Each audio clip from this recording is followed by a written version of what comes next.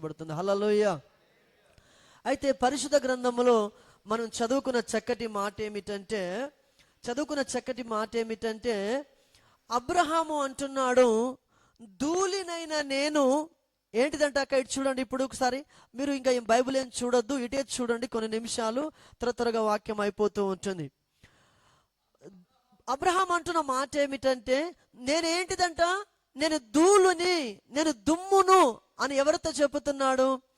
దేవునితో చెప్పుతూ ఉంటున్నాడు. అన్నలా రైట్ చూడండి నాన్న. ప్రభు ఏమంటున్నాడు? ఇదిగో అబ్రహాం అంటున్నాడు, అయ్యా నేను దుమ్మును, నేను ధూళిని, నేను ఒక డస్టును. వాస్తవానికి మనం దుమ్మే, వాస్తవానికి మనం ధూళే. కానీ ఎలా ధూళి, ఎలా డస్ట్ చెప్పండి? ఇంగ్లీష్ బైబుల్లో మట్టి నుంచి అని రాయలేదు. ఇంగ్లీష్ బైబుల్లో ఏముందంటే డస్ట్ అని రాయబడి. డస్ట్ అంటే అర్థమైంది దుమ్ము. ఆ దుమ్మంతటిని దేవుడు పోగు చేసి బిడలారా ఆ దుమ్ముతో నరును నిర్మించాడని బైబిల్ చెబుతూ ఉంటుంది. సో అది వాస్తవమే, అది సత్యమే.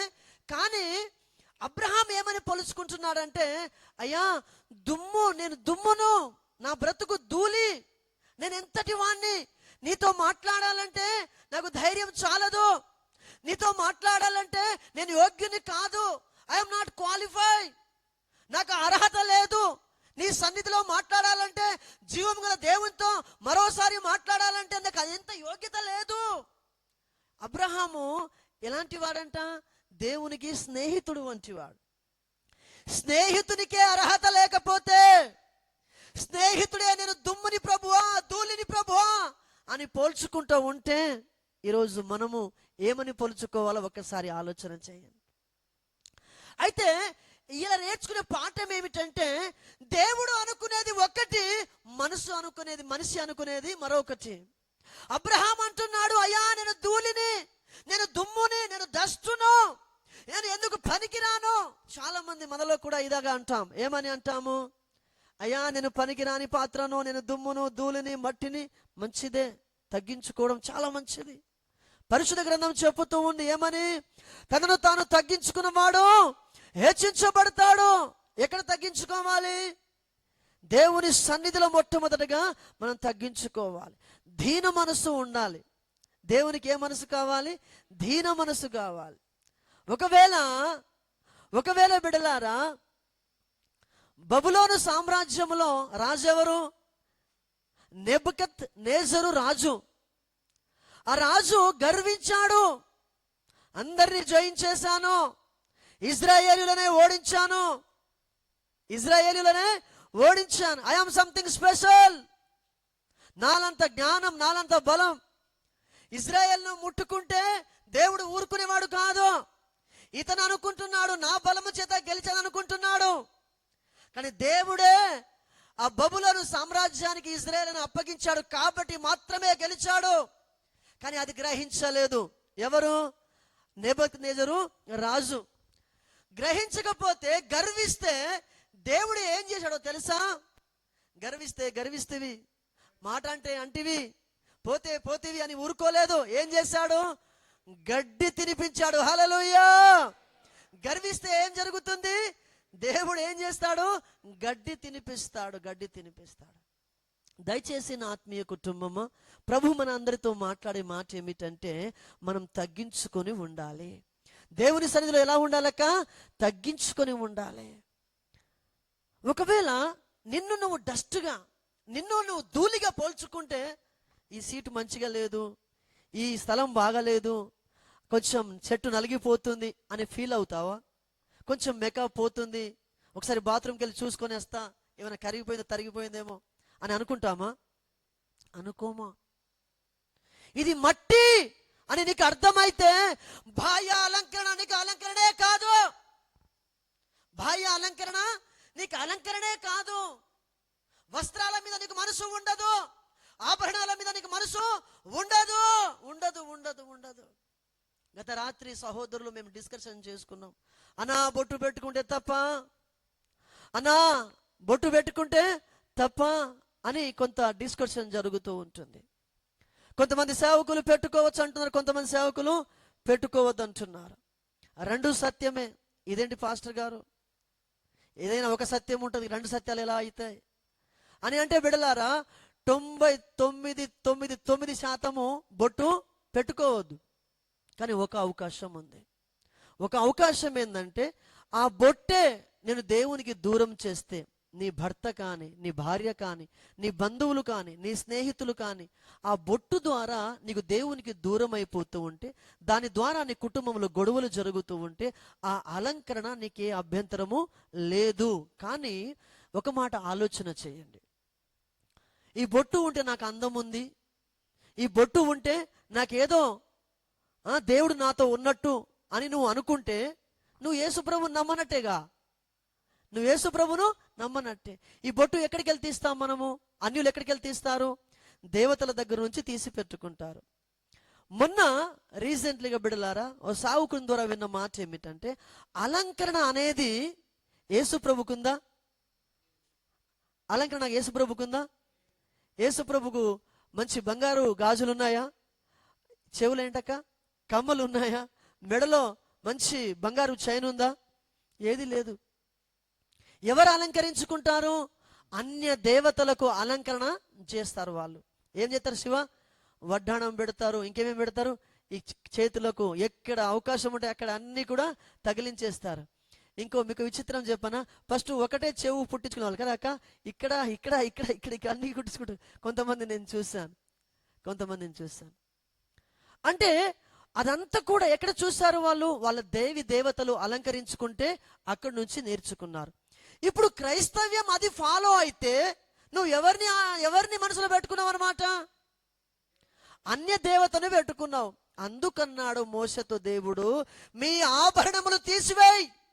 నాకు అర్థం కాలే అప్పటిదాకా. దేవుడు ఆభరణములు తీసేయమంటాడైంది, వీళ్ళ ఏం లోపం ఉందో, ఏం బుద్ధిహీనత ఉందో అది చెప్తలేడు. ఆభరణం ఎందుకు తీసేయమంటాడని నాకు చాలా అర్థం కాలే ఒక దినమంతా. తర్వాత నేను విన్న తర్వాత అది విగ్రహముల నుంచి వచ్చినాయి. అది అన్యుల ఆచారం. ఎవరి ఆచారము? అన్యుల ఆచారం. సిలువ వేసుకుంటేనే దేవుడు నాతో ఉన్నట్టు అని అనుకుంటే నీ మూర్ఖత్వం. ఏంటిదక్క? మూర్ఖత్వం. సిలువ వేసుకుంటేనే దేవుడు నాతో ఉన్నాడు అనుకుంటే ఏమైంది? మూర్ఖత్వం. ఇంకోటి, మనం మారాలి. ఎలా మారాలంటే, మనం అందరము కూడా ఎక్కడి నుంచి వచ్చినాం? అన్య కుటుంబంలో నుంచి వచ్చినాం. ఎక్కడి నుంచి? అన్య కుటుంబం నుంచి వచ్చినాం. ఒక విగ్రహం ఉంటే తప్ప మనకు దేవుడు ఉన్నట్టు అనిపించదు. ఒకవేళ అలా అనిపిస్తలేదంటే నువ్వు ఇంకా అక్కడే ఉన్నావు. ఎక్కడ ఉన్నావు? అన్యుల్లోనే ఉన్నావు. నువ్వు క్రీస్తులోకి మారలే. ఒక మరియమ్మ క్యాండిల్ వెలిగిస్తేనే దేవుడు ఉన్నట్టు అనుకుంటే నువ్వు ఎక్కడ ఉన్నావు? ఇంకా నువ్వు క్రీస్తులోకి రాలే, నువ్వు మతములో ఉన్నావు. ఎక్కడ ఉన్నావు అక్క? మతములో ఉన్నావు. మారు మనసు రాలే నీకు. మనసు మారడం అంటే ఏంటిది? ఆచార వ్యవహారాలు పాటించడమా? మనసు మారడం అంటే అర్థం ఏంటిది? సాంప్రదాయాలు పాటించడమా? కాదు. మీరు రూపాంతరం చెందాలన్నాడు. ఏం చెందాలన్నా?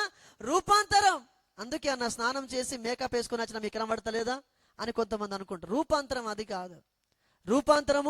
అది కాదు. దేవునికి అయిష్టకరమైన అన్ని తొలగించుకొని ఆయనని రోల్ మోడల్గా పెట్టుకుంటూ ఆయనను మాత్రమే మాదిరి పెట్టుకుని బ్రతకడమే బిడలారా రూపాంతరము చెందడము. ఆయనకి అయిష్టకరమైన మార్గాలని తొలగించుకొని ఆయన చెప్పే మార్గంలో నడవడమే రూపాంతరము చెందడము. అంతేకాని బిడలారా మనం ఇలాంటి విషయాలు పాటిస్తే ప్రభు సన్నిధిలో యోగ్యులము కాదు. అయితే ఇక్కడ చెప్పే పాఠం ఏమిటంటే, అబ్రహాం అంటున్నాడు, అయ్యా నేను ఏంటిదంట అక్క? ఏంటిది? నేను దుమ్మును, నేను ధూళిని, నేను డస్ట్. నా బ్రతికెంత ఆవిరి వంటి జీవితం, పువ్వు లాంటి జీవితం. మనం పాట పాడతాం. ఏం పాట? పువ్వు లాంటిది జీవితం రాలిపోతుంది, జిడ్డి లాంటిది జీవితం వాడిపోతుంది. ఏ దినమందైనా ఏ క్షణమైనా, ఏ దినమందైనా ఏ క్షణమైనా రాలిపోతుంది నేస్తమా, వాడిపోతుంది మిత్రమా. ఏంటక్క? రాలిపోతుంది నేస్తమా. ఇంటికి వెళ్ళలేకపోతే ఏం బాధపడద్దు, ఏం కాదు. ఈ రావు మనతోటి పరలోకానికి.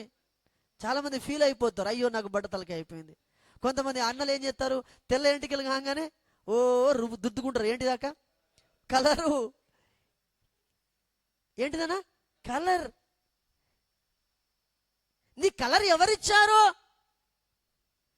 నీకు ప్రభు ఇచ్చిన కలర్ నీకు సరిపోవట్లేదా? నీకు ఇంకో కలర్ కావాలా? దేవుడు ఇచ్చిన దాన్ని కాపాడుకోవడానికి ప్రయత్నం చేయి. What is beauty? ఏంటి అలంకరణ? ఏంటి రూపము? సంతోషం ఎందులో ఉంది? అందులో కాదుగా. సంతోషం అనేది బిడ్డలారా ప్రభు ఇచ్చే దాంట్లో ఉంది. ప్రభు ఇచ్చే దాంట్లో ఉంది. తల నెరిసిన వెంట్రికలు ఏంటిదంటానా? కిరీటము. ఇట్లాంటి ఎందుకు గుర్తుకుంటాయి మనకు? ఏంటిది? కిరీటం. మీరు ఎంత తొందర ముసలోళ్ళు అయిపోతే అంత మంచి, తెల్లలు వెంట్రుకలు పడితే అంత మంచిది. ఎందుకంటే కిరీటం వస్తుంది, నెట్టికి ఏమొస్తుంది? కిరీటం. నాకు కూడా అతను అందుకు చెప్పుకుంటున్నా. హల్లెలూయా, రైట్, హల్లెలూయా. బిడ్డలారా గమనించండి, దేవుడిచ్చిన దానికంటే మమ్మల్ని ఏది కూడా అలంకరించుకోవద్దు. నీ తల్లి కడుపులో పుట్టినప్పుడు బొట్టు పెట్టుకున్నావా అన్న? బొట్టు పెట్టుకుని వచ్చినావా? అప్పుడు దేవుడు లేడా నీతో? మీకు అర్థమవుతుంది ఈ మాట? అక్క, తల్లి కడుపులోకి వెళ్ళి వచ్చినప్పుడు మనం బొట్టు పెట్టుకుని వచ్చినామా?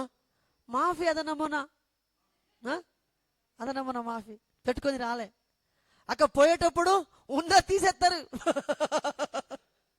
ఏం చేస్తారక్క? ఉన్నది కూడా తీసేస్తారు. వచ్చేటప్పుడు ఏది తీసుకుని రాలేదు, పోయేటప్పుడు ఏది తీసుకుని పోలేవు. మధ్యలో ఎందుకు ఇవన్నీ అలంకరణలు నీకు? ఇవన్నీ మనం వేసుకుంటున్న వేషాలు. ఇవన్నీ కూడా ఎవరిని మెప్పించడానికి? దేవుణ్ణి కాదు. వల్ల అన్ని చెప్తారు మీరు, అన్ని చేస్తారు మీరే. మనుషుల మెప్పు కోసం మనం ఏది చేయకూడదు. నువ్వు దేవుని ప్రేమిస్తున్నావా? నువ్వు దేవుని ప్రేమిస్తే నీ దేవునికి అయిష్టకరమైనది వదిలేయ్. నేను ఒకటే చెప్తున్నా, దాని ద్వారా నీ కుటుంబం దూరం అవుతుందా? దాని ద్వారా నీకు దేవునికి ఆటంకం అవుతుందా? ఏం పర్వాలేదు. కట్టుబొట్లే దేవుని ఆచారము కాదు. అది సాంప్రదాయం అయితే నువ్వు అలాగే పెట్టుకో, తప్పేమి లేదు. కానీ నీకు ఏ ఆటంకము లేదు, ఏ అభ్యంతరము లేదు. ఐఆమ్ బ్యూటీ కోసం పెట్టుకుంటే అది ఖచ్చితంగా దైవ విరుద్ధమే అవుతుంది. అదొక విగ్రహం నీ లోపల. అదేంటిది? లేదు పాస్టర్ గారు, నేను వారం వారం చర్చకత్రం, నీకు తెలియదా? చర్చకత్రం వాస్తవమే, కానీ నీ లోపల ఏం పెట్టుకున్నావు? రాహేలు. రాహేలు ఎక్కడి నుంచి వచ్చింది? లాబాను నుంచి బయటకు వచ్చింది. ఎవరికి భార్య? యాకోబుకు భార్య. ఎవరి దేవుడు? యాకోబు దేవుడు ఆచరిస్తూ ఉంది, చర్చికి వస్తూ ఉంది, దేవుని వెంబడిస్తూ ఉంది. కానీ తను ఎక్కిన గుర్రము మీద, తను ఎక్కిన గాడిద మీద బిడలారా ఏం పెట్టుకుంది? విగ్రహము పెట్టుకుంది. విగ్రహం దాచుకుంది. ఇంకా అంటది, అక్క తండ్రి గారు మీరు వచ్చినందుకు దిగనందుకు సారీ అండి, నేను కడగా ఉన్నానట. ఏముందంట? కడ. ఎంత బుద్ధి లేని పని. ఇంకా తండ్రి దగ్గర అబద్ధం ఆడుతుంది. దాచుకున్నది ఏం దాచుకుంది? విగ్రహము దాచుకుంది. ఇంకా అబద్ధం చెప్పుతుంది అక్క. ఎవరితో? మళ్ళా సొంత తండ్రితోటే. ఈమె లాబాను నుంచి, అన్య కుటుంబం నుంచి బయటికి వచ్చింది. భర్త విశ్వాసియే, భర్త దేవునికి ఇష్టమైన వాడే, భర్త దేవునికి అనుగుణంగా ప్రార్థన పరుడే, జీవం గల దేవుని వెంబడిస్తూ ఉంటున్నాడు. భార్య మాత్రము లోకముని ఇంకా వెంటాడుతూనే ఉంది. లోకాన్ని ఇంకా ఆచరించుతూ ఉంది. తండ్రి కుటుంబం నుంచి బయటికి వచ్చింది కానీ, తండ్రి ఇంటి నుంచి బయటికి వచ్చింది కానీ ఆచారం నుంచి బయటికి రాలేదు. ఆచారం నుంచి బయటికి రాలేదు. కాబట్టి దయచేసి ఈరోజు నువ్వు బయటికి వచ్చినావు అనుకుంటున్నావేమో.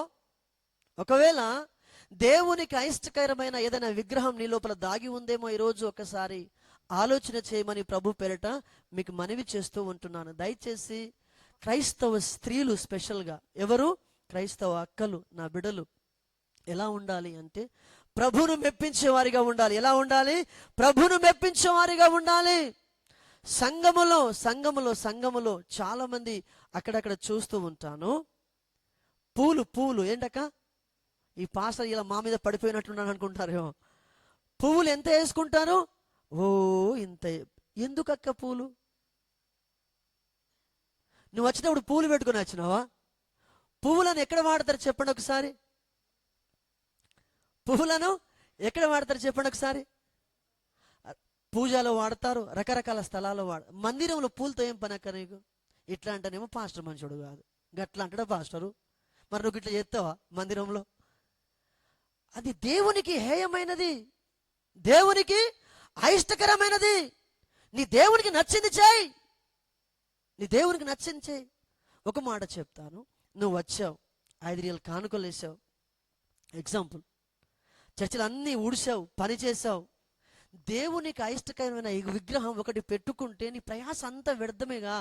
నా బాధ ఏమిటంటే మీలో ఏమైనా ఇంకా విగ్రహం దాగి ఉండి మీరు దేవునికి దూరం అయిపోతే ప్రయోజనం ఏముంది?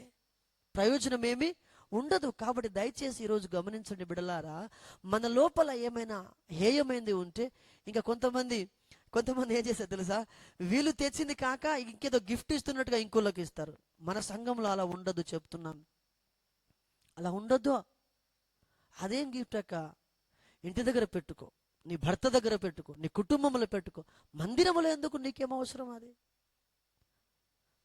ఇంకోటి, పూలు అలంకరణే కదా అక్క. పూలు ఏంటిది? అలంకరణే. పూలు అలంకరణ ఎందుకు? ఎవరు చూడాలనే కాదుగా. చూడాలని పెట్టుకుంటే మళ్ళీ దేవుని దృష్టిలో దోషి అయిపోతున్నావుగా. దేవుని దృష్టిలో ఏమైపోతున్నావు? దోషి. మళ్ళీ వీళ్ళు ఏం చేస్తారు తెలుసా, పాట పాడాలనుకుంటే ఆ పూలు ఎక్కడ వేసుకుంటారక్క? సామ్నే. పీచే హేతో బరాబర్ నయ్యే, ముందే వేసుకొని పాట పాడు. ఇది ఎక్కడ భక్తి? ఎవరు మీకు నేర్పించారు? అలాంటి జీవితం మనకొద్దు, మన సంఘంలో ఉండొద్దు. మనం దేవుని పిల్లలం, అందరికీ మాదిరి ఉండాలి. ఎవరికి మాదిరి? సంఘానికి మాదిరి ఉండాలి. నేను ఇప్పుడు యవనస్తుని, మంచి టీషర్ట్ వేసుకొని, మంచి జీన్ ప్యాంట్ వేసుకొని వచ్చింది అనుకో, ఈడేం పాస్టర్రా గాలిపోడు అంటారు. మీరు ఏమంటారు? ఈడేం పాస్టరా అంట. అంటే అర్థం ఏంటంటే, ఇక్కడికి వచ్చిన, సంఘానికి వచ్చిన, సమాజానికి వెళ్ళినా మనం ఏం చూపించాలి? మాదిరి. హల్లెలూయా. మాదిరి లేకపోతే ప్రయోజనం ఏముంది? మళ్ళీ నువ్వు అంటావు, అన్న చర్చికి రా అన్న అంటావు. ఏమంటావు? చర్చికి రా. ఎందుకు రావాలన్నా అని అంటాడు. దేవుడు మంచోడు, మనసు మారుతాడు. ఫస్ట్ నువ్వు మారన్నా అంటాడు. ఏమంటాడు? నీ పాయింట్ మార్చుకో, నీ టీషర్ట్ మార్చుకో అన్న. ఏమంటాడు? మా టీషర్ట్, మా కుమారుడు, నేను దాచను, మా కుమారుడు చినిగిపోయిన ప్యాంట్లు ఉంటాయి కదా, అవి ఫ్యాషన్ అంట, అది వేసుకొని పనికి వెళ్ళిండు. మా అక్క అంటుంది, పాస్టర్ కొడుకు ఇట్లా వేసుకుంటాడా అని చెప్పి తిడుతుంది. వాడు అంటున్నాడు, లేదు నాన్న, వాడు ఎంత చాలో చూడండి. వాడు ఏమంటుంది తెలుసా? లేదు నాన్న, పని మీద వెళ్ళింది కాబట్టి చినిగిపోయినా వేసుకుని అంటున్నాడు. ఏమంటున్నాడు? చినిగిపోయినా వేసుకున్నాడు. వాళ్ళు వేసుకున్న ఉద్దేశం ఏంటిది? అది ఫ్యాషన్. కాబట్టి దయచేసి బిడ్డలారా గమనించండి, మనం మన పిల్లలకు చెప్పకపోతే, మనం మన కుమార్తెలకు చెప్పకపోతే, ఇంకో మాట, మనమే ఇలా అలంకరించుకుంటే మన కుమార్తెలు ఏమవుతారు? మన కుమారులు ఏమవుతారు? ఇంకా ఎక్కువగా అలంకరించుకుంటారు. అలంకరణ ఎందులో ఉండాలంటే ఆత్మీయతలో ఉండాలి. బాహ్య అలంకరణ ఏం చేస్తుందంటే సమాజాన్ని పాడు చేస్తుంది. ఏం చేస్తుందన్న? సమాజాన్ని పాడు చేస్తూ ఉంది. కాబట్టి పాడు చేసే పనులు మనకెందుకు? దేవునికి ఏయమైన కార్యాలు మనకెందుకు? సరే గమనించండి. అందుకే అంటున్నాడు అబ్రహాము, అయ్యా నేనేమిటి? ధూళిని, నేను దుమ్మును, నేను డస్టును. కాబట్టి దయచేసి ఈరోజు గమనించండి, అందరం కూడా మనం అలా అనుకుంటే ఎలాంటి బట్టలు వేసుకుంటాం? ప్రభుకు నచ్చిన బట్టలు వేసుకుంటాం. సో ప్రతిదీ కూడా ప్రభునామానికి మహిమార్థంగా జరుగునుగాక. అయితే ఇక్కడ చాలా విషయాలు ఉన్నాయి ఈరోజు, కానీ ఒక మాట చెప్పేసి 2 విషయాలు చెప్పి నేను ముగించేస్తాను. అబ్రహాము అలా అన్నాడు. ఎలా అన్నాడు? నేను కొంచెం మాట్లాడండి, కోప్పడకండి అక్కలు. ఏంటిది? దుమ్మును ధూళి. మీరు అలా లేరుగా, నా పిల్లలుగా, మీరు మంచోళ్ళు. మీరు హల్లెలూయా, సంతోషంగా విందాం. హల్లెలూయా. పువ్వు లాంటిది జీవితం, అది ఉంటుందా అంటే అది ఉండనే ఉండదు అన్న. ఇంటి అది ఉంటుందా అంటే ఆ పువ్వు ఉంటుందా? ఉండదు. అది ఏమైతుంది ఆశకన్నా? వాడిపోతుంది, రాలిపోతుంది. రాలిపోయేటి మనకెందుకక్క?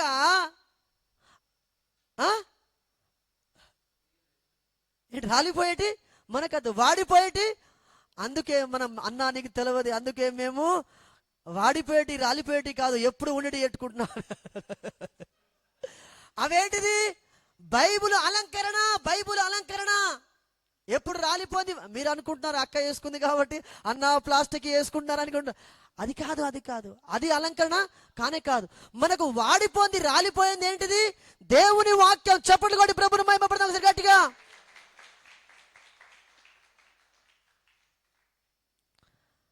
పాస్టర్ అయ్యా ఇలా ఉంటే పాస్టర్ అమ్మ చాలా కష్టాలు వచ్చినట్టు మీరు అనుకుంటారు కావచ్చు. దయచేసి గమనించండి. అబ్రహాం అంటున్నాడు, అయ్యా నేను దుమ్ముని, నేను ధూళిని అంటున్నాడు. కానీ ప్రభు ఏమంటున్నాడు తెలుసా అన్న? ప్రభు ఏమంటున్నాడు తెలుసా? అబ్రహాము నువ్వు దుమ్ము కాదయ్యా, నువ్వు ధూళివి కావు, అనేక జన్మలకు నువ్వు తండ్రివి. హల్లెలూయా. నువ్వు అనుకుంటున్నావు నేనెందుకు పనికిరాని దాన్ని, నేనెందుకు పనికి మాలినవాడను, నాకు చదువు లేదు, నాకు జ్ఞానం లేదు, పాటలు రావు, నాకు ఏది లేదు, I'm not qualify, I'm not senior. ఏంటిదక్క? I'm not senior. దేవునికి కావాల్సిన సీనియర్ కాదు, ఏం కావాలక్క? సిన్సియారిటీ కావాలి. హల్లెలూయా. బాగా చక్కగా వింటున్నారు. హల్లెలూయా. సంతోషంగా చెప్తాం హల్లెలూయా. కాబట్టి ప్రభు అంటున్న మాట ఏమిటంటే, నువ్వు దుమ్మువు కాదు, నువ్వు ధూళివి. నా చిన్న జీతం అన్నా, నేను ఇంట్లో పని చేసుకుంటున్నా, నీకు తెలియదు, బాత్రూంలో గడుక్కుంటున్నా అని నువ్వు అనుకుంటున్నావు. కానీ దేవునికి నువ్వు శ్రేష్టమైన దానవు, శ్రేష్టమైన వాడవు. చప్పట్లు కొట్టి ప్రభుని మహిమపరుతావు. నీ ఉద్యోగం చిన్నగా అయితే నువ్వు దేవుని దృష్టిలో చిన్నోడివి కాదు అన్నా. నీ ఉద్యోగం చిన్నగా అయితే నువ్వు చిన్నోడివి కాదు. పెద్ద ఉద్యోగం ఉంటే పెద్దలు అనుకుంటున్నారా? Wrong wrong wrong wrong. ఒక మాట చూద్దాం. సుంకరి, ఇంకోలెవరు? పరిసయ్యుడు. ఇద్దరు ఎక్కడ ఉన్నారు? చర్చిలోకి వచ్చారు. ఎవరికి వచ్చారు? చర్చిలోకి వచ్చారు. పరిసయ్యుడు ఏం ప్రార్థన చేస్తున్నాడు?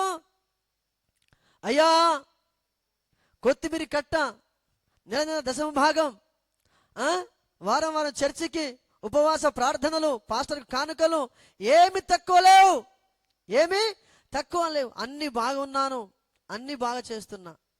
అబ్బా ఈ ఆంధ్రేయ లేక నన్ను పుట్టించినందుకు స్తోత్రం అని చెప్పాడు. మొత్తం ఫెయిల్ అయిపోయింది. ఏం చెప్పాడు? ఈ సుంకరి వలె నన్ను చెయ్యనందుకు నీకు స్తోత్రం అని చెప్పిండు. అవన్నీ దేవుని దృష్టిలో సున్న అయిపోయింది. దశమ భాగం సున్న అయిపోయింది, కొత్తిమీర కట్ట సున్న అయిపోయింది, వారం వారం ఉపవాసము సున్నమైపోయింది, పాటలు పాడడం సున్నమైంది, వాక్యం చెప్పింది కూడా అంతా సున్న అయిపోయింది. సుంకరి అన్నాడు, ఏమన్నాడు తెలుసా? అయ్యా ఆకాశం వైపు కనులెత్తుటకైనను ధైర్యం చాలదయ్యా, నా బ్రతుకు ఎలాంటిదయ్యా, నా బతుకు ఎంతటిదయ్యా. That is beauty. అది బ్యూటీ అంటే, అలంకరణ అంటే అది. అలాంటి మనసు ఉందా ఈరోజు నీకు? అలాంటి అలంకరణ ఉందా ఈరోజు నీకు? ఒకవేళ అతిశయిస్తున్నావా? అతిశయిస్తే ప్రమాదం బిడలారా. దేవుని దృష్టిలో నీతిమంతులుగా తీర్చబడమా? దేవుని దృష్టిలో ఇవన్నీ మనం విన్న తర్వాత కూడా బయటికి వెళ్ళి మర్చిపోతాం. అదే చిన్న ప్రాబ్లం. బయటికి వెళ్ళి మర్చిపోతాం. విశ్వాస జీవితం అనేది వినడం కాదు. విశ్వాస జీవితం అనేది వినడం కాదు, విన్నదాన్ని పాటించిన వాడే విశ్వాసి అవుతాడు. హల్లెలూయా. అబ్రహామా బయటికి రా అన్నాడు. ప్రభువా విన్నాను, స్తోత్రం స్తోత్రం, ఇక్కడే ఉంటాను అంటే కథ నడుతుందా? నడవదా? అబ్రహామా నీకు ఏకైక కుమారుణ్ణి తీసుకొని రా, బలియమని చెప్పిండు. ఓకే దేవా వస్తాను కానీ ఇక్కడే ఉంటా అంటే కుదురుతుందా? కుదరదు. దేవుడు చెప్పింది ఏం చేయాలి? తూచా తప్పకుండా పాటించాలి. హల్లెలూయా. దేవుడు చెప్పింది పాటిస్తేనే అబ్రహాము దేవుని దృష్టిలో నీతిమంతులుగా తీర్చబడ్డాడు. పాటించకపోతే నీతిమంతులుగా తీర్చలేడు. ప్రభు యాకోబు పత్రికలో ఏమంటున్నాడంటే, క్రియలు లేని విశ్వాసం ఏంటిదంట అన్న? ఈ మాట చెప్పండి. క్రియలు లేని విశ్వాసం, గట్టిగా చెప్పండి. క్రియలు లేని విశ్వాసం అన్న, వెనకలో ఉన్నవాళ్ళు, క్రియలు లేని విశ్వాసం చెప్పండి కదా. ఇంత కోపంగా ఎందుకు ఉన్నారు చెప్పండి అన్న. క్రియలు లేని విశ్వాసం మృతం అంటే చచ్చిపోయిన వాడితో సమానం. క్రియలు లేకపోతే మృతం. ఎవరి దృష్టిలో? స్పెషల్గా దేవుని దృష్టిలో మృతం. నీ హృదయములో పాపాన్ని దాచిపెట్టుకొని, నీ మనసులో శాపాన్ని దాచిపెట్టుకొని, I love you Jesus, I follow Jesus, Jesus my saviour. ఇంగ్లీష్లో మళ్ళా ఏంటిది? ఇంగ్లీష్లో ట్రాన్స్లేషనా? ఇలాంటి పెడితే దేవుడు నీ మార్గమంతట్లో తోడుగా ఉండును అని నువ్వు పెడితే దేవుడు ఉంటాడా? వస్తాడా? రాడు రాడు రాడు. ఓ వేషధారులారా అంటాడు. ఏమంటాడు? వేషధారులారా అంటాడు. దేవుడంట వేశ్యనైనా క్షమిస్తాడంట. ఏంటిది? వేశ్యనైనా క్షమిస్తాడు, కానీ వేషధారులను క్షమించడు అని రాయబడుతూ ఉంది. సుంకరి వలె ఉంటే మనం ఎక్కడికి వెళ్తాం? పరలోక రాజ్యానికి వెళ్తాం. ఒకవేళ పరిశుని వల్ల ఉంటే చాలా ప్రమాదంలో ఉన్నాం, మనం చాలా ప్రమాదంలో ఉన్నాం. కాబట్టి దయచేసి బిడ్డలారా, సుంకరి ప్రార్థన మనకు రావాలి. కాబట్టి అబ్రహాము ఏమంటున్నాడంటే, అయ్యా నేను దుమ్మును, నేను ధూళిని, నేను డస్టును అంటున్నాడు. దేవుడు అంటున్నాడు, అయ్యా నువ్వు దుమ్ము కాదురా, నువ్వేంటిది? నువ్వు ధూళివి కావో, నువ్వు పనికి రానివాడు కాదు. మనుషుల దృష్టిలో అదే. నీ గర్భఫలం లేదని మనుషులు అనుకుంటున్నారు అనా. గొడ్రాలని ఎవరంటున్నారు? మనుషులు అంటున్నారు. అది మనుషుల దృష్టి, కానీ నా దృష్టి అది కాదు. నువ్వు అనేక జనములకు తండ్రి కాబోతున్నావు. హల్లెలూయా. సుంకరి పేదవాడు, బీదవాడు, చులకనగా ఉన్నాడు, తగ్గింపులో ఉన్నాడు. మనుషులు అంటున్నాడు, వీడికి సరైన వస్త్రాలు లేవా, సరైన బట్టలు లేవా, వీడికి సరైన అలంకరణ లేదా అని మనుషులు అనుకుంటున్నారు.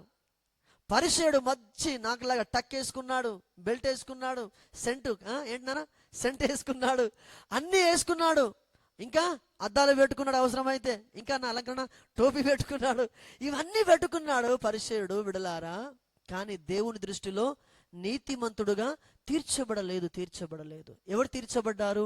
సుంకరి మాత్రమే తీర్చబడ్డాడు. కాబట్టి విశ్వాస జీవితంలో మనం అందరము కూడా సుంకరిని పోలిన భక్తి చేయాలి. ప్రభుత్వం అంటున్నాడు, నిన్ను మనుషులు అంటూ ఉండొచ్చు, నువ్వు మంచోడు కాదు, నువ్వు చెడ్డోడివి, నువ్వు చెడ్డదానివి అని మనుషులు అంటున్నారు. కానీ దేవుడు ఎప్పుడు అన్నాడు, నీలో బ్యూటీని చూస్తాడు, నీ వెనకల ఉన్న బ్యూటీని చూస్తాడు.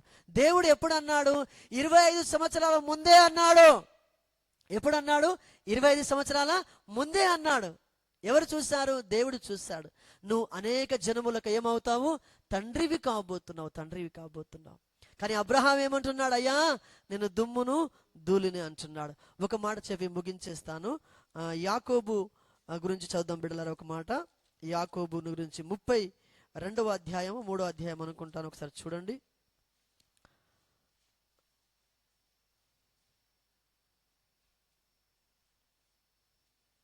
32వ అధ్యాయము 27వ వచనం. 32లో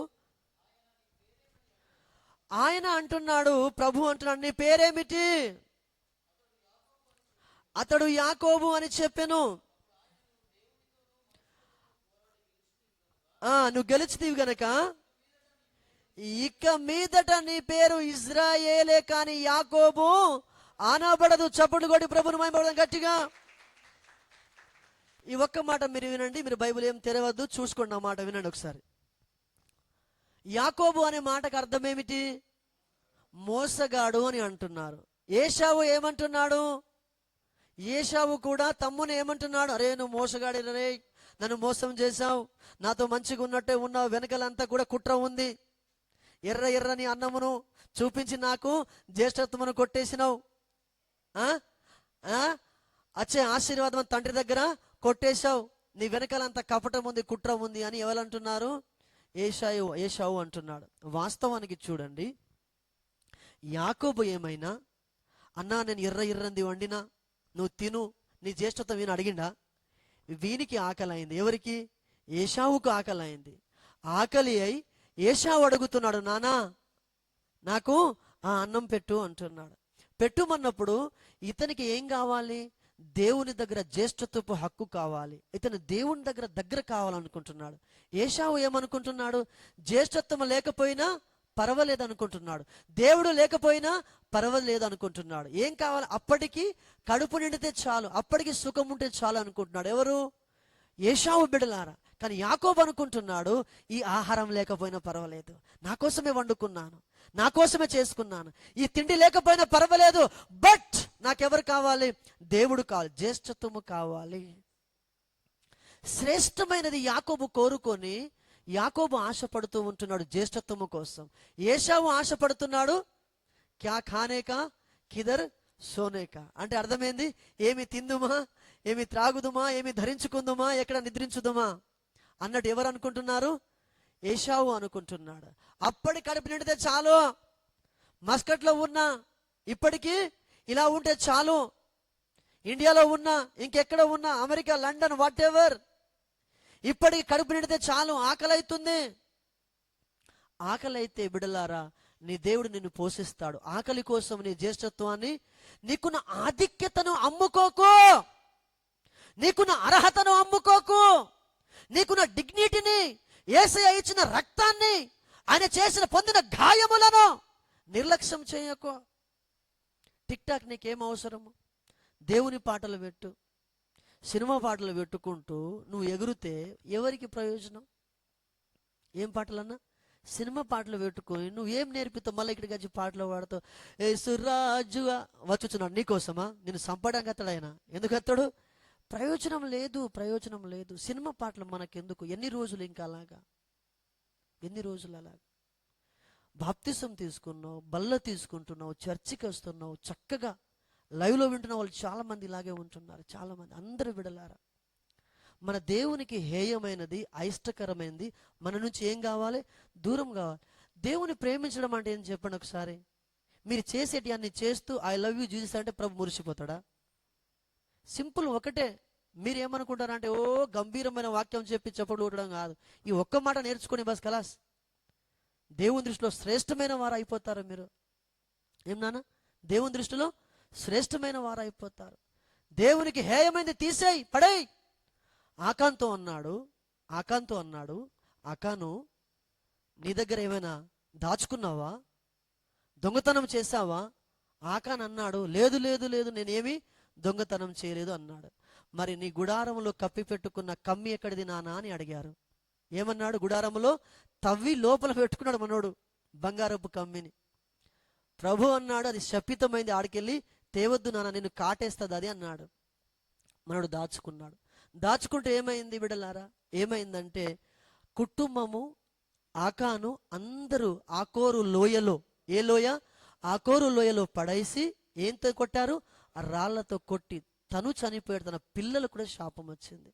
దయచేసి నా అన్నలారా, అక్కలారా, మీ మీద ప్రేమతో చెప్పుతున్నాను, మీకు శాపం రావద్దు. మీరు శపితమైంది మీ మనసులో పెట్టుకోవద్దు. ఇంకో మాట చెప్పడానికి 100 వాక్యాలు ఉన్నాయి. బైబిల్లో ఎన్నో విషయాలు ఉన్నాయి. అవే చెప్పొచ్చు కదా పాస్టర్ అని మీకు బాధ అనిపిస్తుంది. కానీ ఒక మాట చెప్తాను. మీకు ఆకలి అవుతుంది, మీకు నేను అన్నం పెట్టాను. అన్న మీకేం పెట్టాను? భోజనం పెట్టాను. ఆ భోజనంతో పాటు విషం వేసాను అనుకో, మీకు అది అరుగుతుందా? అరగదు. మీకు ప్రయోజనమా? ప్రయోజనం లేదు. ఇప్పుడు మీరు దేవుని ఆలయమై ఉన్నారు. మీరు దీవించబడాలి, మీరు ఆశీర్వదించబడాలి. కానీ ఆశీర్వాదానికి అడ్డు ఏమొస్తుంది? పాపమేగా. నీ జీవితంలో ఇంకోటి, ఆరాధన ఎందుకు, వాక్యం ఎందుకు, పాటలు ఎందుకు? నువ్వు మారడానికేగా, రూపాంతరం చెందడానికిగా. దేవుని దృష్టిలో శ్రేష్టమైన దానవు, శ్రేష్టమైన వాడవు మారడానికిగా. అది కాకుండా వేరే ఎన్నో, దేవుడు నిన్ను దీవించునుగాక ఆమేనని చెప్పేస్తాం, దయ్యాలు పోవునుగాక సంతోషపడతాం. మన తప్పిదములను ఎత్తి చూపినప్పుడు అంతకంటే ఎక్కువ సంతోషపడాలి. హల్లెలూయా. ఎందుకంటే దేవుడు మనల్ని ప్రేమిస్తున్నాడు. దేవుడు ప్రేమిస్తున్నాడు. నేను ఎవరిని కాదు. I'm zero. మిమ్మల్ని ఎవరు ప్రేమిస్తున్నారు? ఆ ప్రభు ప్రేమిస్తున్నాడు. కాబట్టి అక్క, డాక్టర్ మంచోడు అయితే మీ కడుపు నొప్పితే తలనొప్పికి టాబ్లెట్ ఇస్తాడా అన్న? మీకు అర్థమవుతుంది మాట? ఉన్నారా అందరు ఇక్కడే? కోపంగా ఉన్నట్టున్నారు. హల్లెలూయా, హల్లెలూయా, హల్లెలూయా. సర్వయుగములలో సజీవుడవు, సరిపోల్చగలనా నీ సామర్థ్యమును, కొనియాడదగినది నీ దివ్య తేజం, నా ధ్యానం, నా ప్రాణం నీవే యేసయ్యా. హల్లెలూయా. ఇది మా పని కాదు, మమ్మల్ని ఇంత తిట్టినావు, నువ్వు పాడుకో అన్నాడు చూతురు కొంతమంది. సంతోషంగా పాడదాం. ఎలా పాడదాం? సంతోషంగా ఆనందంగా మనందరం కూడా ఒక కుటుంబం. ఏంటిది? కుటుంబం. We are family family family. మీ అన్న కదా, నా చెల్లి పాడైపోతే నేను హ్యాపీగా ఉంటానా? ఉండనుగా. నా తమ్ముడు తప్పుడు మార్గంలో వెళ్తే అసలు నేను అన్ననే కాదప్పుడు, నేను తండ్రినే గాను. మీ తప్పుదలను ఎప్పి చూపితేనే మీ నిజమైన తండ్రిని అవుతాను. హల్లెలూయా. ఏం కాదు తమ్ముడు రా, ఏం కాదక్క రా అంటే వాడంత దరిద్రుడు ఇంకోళ్ళు నాన్ని శాపాలే ఆడికి. ఆయనకి ఏమవుతాయి? శాపాలే వేస్తాయి, శాపాలే వేస్తాయి. స్వయం మీ మంచి అన్నను. హల్లెలూయా. సంతోషంగా పాడదామా? సంతోషంగా హల్లెలూయా. నా ధ్యానం నా ప్రాణం నీవే యేసయ్యా, నీవే యేసయ్యా. సర్వయుగములలో సజీవుడవు, సరిపోల్చగలనా నీ సామర్థ్యమును. తేజం నా ధ్యానం నా ప్రాణం నీవే యేసయ్యా, నీవే యేసయ్యా. ప్రేమతో ప్రాణమును అర్పించినావు, శ్రమల సంఖ్యలైన శత్రువును కరుణించు వాడవు నీవే. ప్రేమతో ప్రాణమును అర్పించినావు, శ్రమల సంఖ్యలైన శత్రువును కరుణించు వాడవు నీవే. శూరులు నీ ఎదుట వీరులు కారెన్నడు, జగతిని జయించిన జయశీలుడా. శూరులు నీ ఎదుట వీరులు కారెన్నడు, జగతిని జయించిన జయశీలుడా. సర్వయుగములలో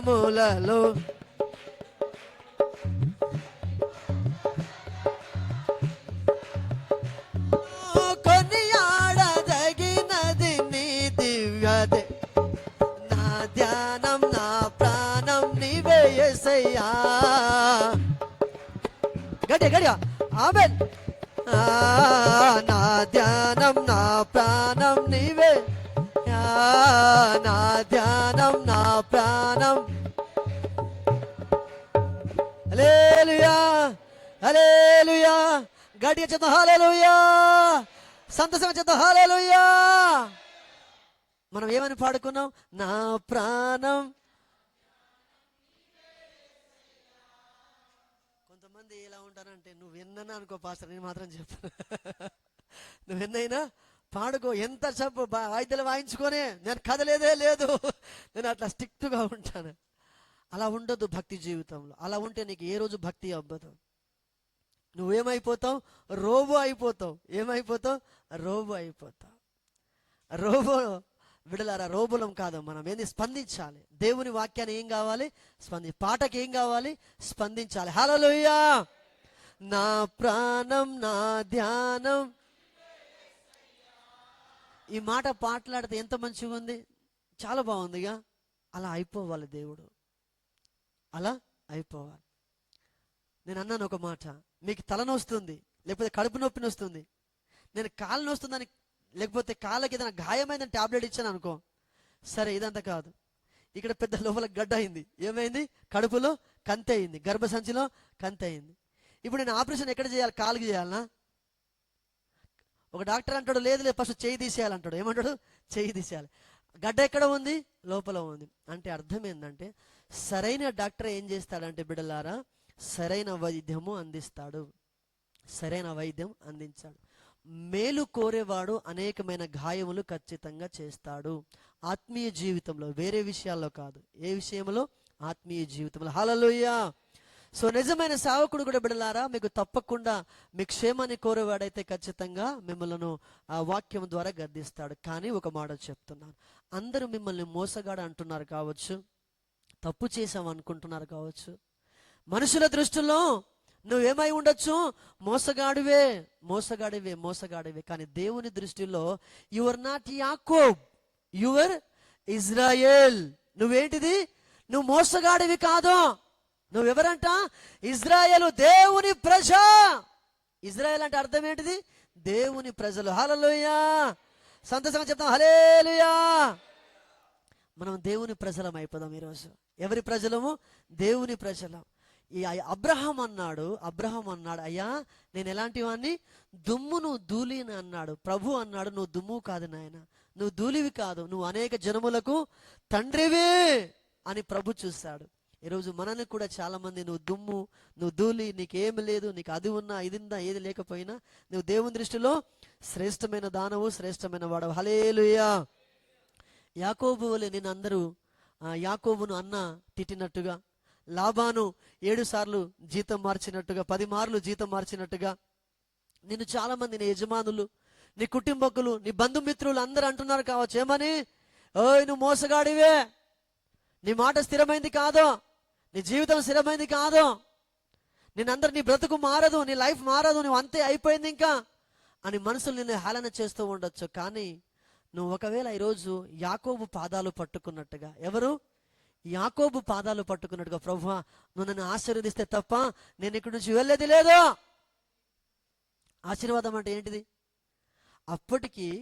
అప్పటికి యాకోబు చాలా మందల గొర్రెలు ఉన్నాయి, చాలా ఒంటెలు ఉన్నాయి. యాకోబు ఒక్కడే వెళ్ళాడు. యాకోబు ఎంతమంది వెళ్ళారు? ఒక్కడే వెళ్ళాడు. యాకోబు ఒక్కడే వెళ్తే, వినండి ఒక మాట, యాకోబు ఒక్కడే బయలుదేరి వెళ్తే వచ్చేటప్పుడు ఎంతమంది రావాలి? పెళ్లి చేసుకుని వస్తే అక్క, పెళ్లి చేసుకుని వస్తే ఎంతమంది రావాలి? భార్య, పిల్లలు. ఎంతమంది పిల్లలు అక్క? ఒకరు, ఇద్దరు, ముగ్గురు. లేకపోతే మీకు అర్థమవుతుందా అన్న? భార్య, 2, 3 పిల్లలు. కానీ బిడలారా, వారు అక్కడి నుంచి యాకోబు ఒక్కడే వెళ్ళాడు లాబాన్ దగ్గరికి. ఎంతమంది భార్యలు? 2 భార్యలు, 2 ఉపపత్నులు, దాసిలు. 4 భార్యలు అయిపోయారు. ఎంతమంది? 4 భార్యలు. ఎంతమంది పిల్లలు? 12 మంది పిల్లలు పుట్టారు బిడలారా. ఎంతమంది? 12 మంది పిల్లలు. గోత్రం వాళ్ళది. కుమార్తె ఒకటి, దీనతో కలిసి 13, అంటే గోత్రం చెప్తూ ఉంటున్నా. సో అంతేకాదు, దాసులు. ఏంటిది? దాసులు. వెళ్ళింది ఎంతమంది? ఒక్కడే వెళ్తే ఇంతమంది భార్యలు, ఇంతమంది పిల్లలు, దాసులు, ఈ మందంతా ఉంది. ఇంకేం అడుగుతున్నాడు? ప్రభువా నన్ను నువ్వు ఆశీర్వదిస్తే తప్ప నేను ముందుకు అడిగేసేది. దయచేసి అమ్మలారా, అక్కలారా, అక్క బంగారు తల్లు ఇటు చూడండి. మీ జీవితంలో మీరు సక్సెస్ కావాలా? ఒకటే సీక్రెట్, మీతో ఎవరు రావాలి? యేసయ్య రావాలి. మోషే అంటాడు, ప్రభువా నువ్వు మాతో రాకపోతే మేము ముందుకు అడిగేసేదే లేదు. నీ బతుకులో యేసయ్య లేకపోతే, నీ జీవితంలో యేసయ్య లేకపోతే నీ ప్రయాణం అంతా కూడా వ్యర్థమే, భారమే, వేదనే మిగిలిపోతూ ఉంటుంది. యాకోబుతో దేవుని బిడలారా ప్రభు అంటున్నాడు, ఇదిగో నేను నీతో కూడా ఉండబోతున్నాను అన్నాడు. బేతేలులో ఒక రాయి నిలబెట్టావుగా, మళ్ళీ తిరిగి వస్తే ఇక్కడ బలిపీఠము కట్టి నీకు బలి అర్పిస్తానుగా. ఆ దేవుణ్ణే, అబ్రహాము, ఇస్సాకు, యాకోబుల దేవునే మాట్లాడుతూ ఉన్నాను. మాట్లాడి ఏమంటున్నాడు? నేను నీతో కూడా రాబోతున్నాను, క్షేమంగా వెళ్ళుమన్నాడు. సో ఆ రోజు దేవుడే చెప్పాడు. ఈయన బయలుదేరి వెళ్తూ ఉన్నాడు. కానీ ఓ చక్కటి ప్రార్థన చేస్తున్నాడు, ప్రభువా నన్ను నువ్వు ఆశీర్వదిస్తే తప్ప నేను ముందుకు వెళ్ళా. నువ్వు ఏం కార్యం పెట్టినా, నువ్వేం స్థితిలో ఉన్నా, నువ్వు దేశానికి వెళ్ళినా, ప్రయాణం చేసినా, వెళ్ళినా, ఏదైనా పని ప్రారంభించినా, నీతో ఎవరు ఉండాలి?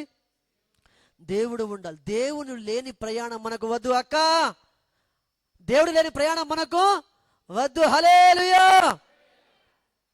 అందుకే అన్నా చర్చిలోనే ఉన్నా కానీ పడుకున్నా, ఇక్కడ చర్చిలోనే ఉన్నా పడుకున్నా.